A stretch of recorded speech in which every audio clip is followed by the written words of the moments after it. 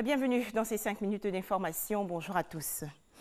Pour commencer, le 14e congrès ordinaire de la Société ivoirienne d'ophtalmologie. Les travaux se sont tenus du 26 au 28 septembre dernier dans le district d'Abidjan. Cette rencontre a porté sur la prise en charge des œdèmes maculaires, affection sévère de la rétine.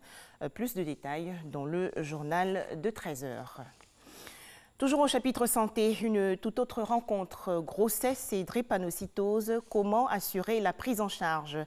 C'est le thème abordé lors d'un atelier de formation à l'endroit des médecins gynéco-obstétriques. Ces travaux initiés par la Fondation IA veulent assurer une meilleure collaboration entre les professionnels de la santé, notamment les gynécologues, les hématologues, les pédiatres et autres médecins généralistes.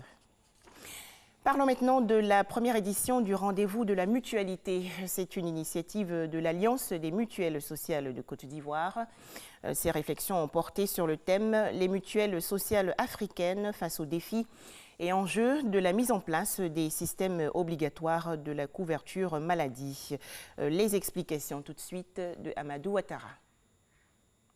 Les prestations de la couverture maladie universelle CEMU démarrent le 1er octobre prochain. Avant cette date, l'Alliance des mutuelles sociales de Côte d'Ivoire et ses partenaires mènent des réflexions pour contribuer au succès de la CEMU. La première édition du rendez-vous de la mutualité, qui se tient sur 2 jours à Abidjan, est le cadre choisi pour conduire ces réflexions.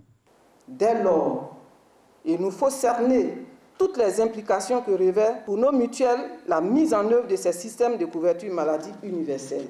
Chers mutualistes, les partages d'expériences que nous aurons des participants venus de divers horizons à la suite des interventions des experts chevronnés de la mutualité devraient aider à mieux appréhender les défis à relever par nos mutuelles relativement à la thématique retenue pour ce premier rendez-vous. Ce rendez-vous bénéficie de l'appui de l'Union africaine de la mutualité.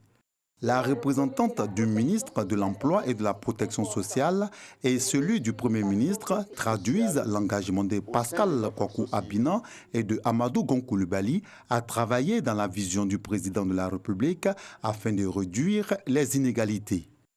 Aussi, importe-t-il de rappeler que la mise en place de notre système d'assurance maladie obligatoire est un engagement fort de son Excellence M. Alassane Ouattara, président de la République de Côte d'Ivoire, à garantir un égal accès à la santé des populations résidant sur le territoire national en vue de l'atteinte de l'émergence de notre pays.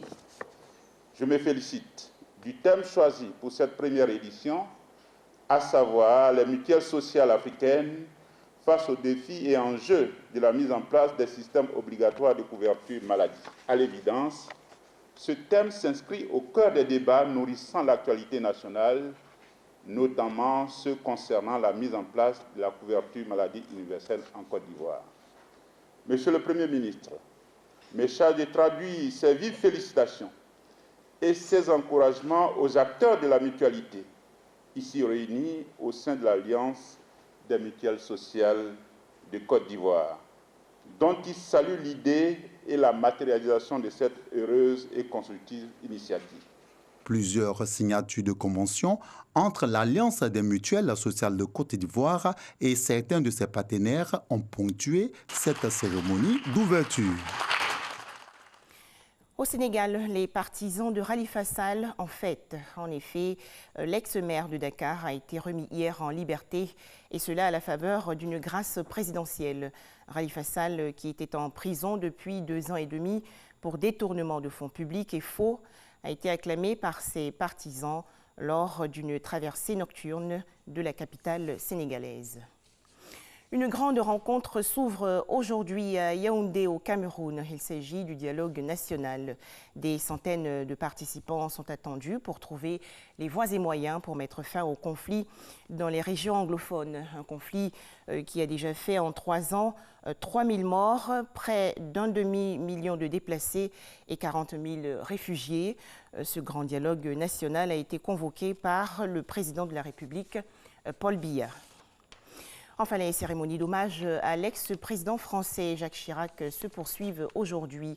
2 messes seront célébrées successivement pour le repos de son âme. La première dans l'intimité familiale au sein de la cathédrale Saint-Louis des Invalides et la seconde, solennelle cette fois, sera célébrée à l'église Saint-Sulpice en présence du président français Emmanuel Macron. Une trentaine de chefs d'État et de gouvernement vont également y participer. À noter aussi que Marine Le Pen, la présidente du Front National, ne va pas assister aux obsèques de l'ex-président Jacques Chirac, la famille du défunt ne souhaitant pas sa présence, précise-t-elle.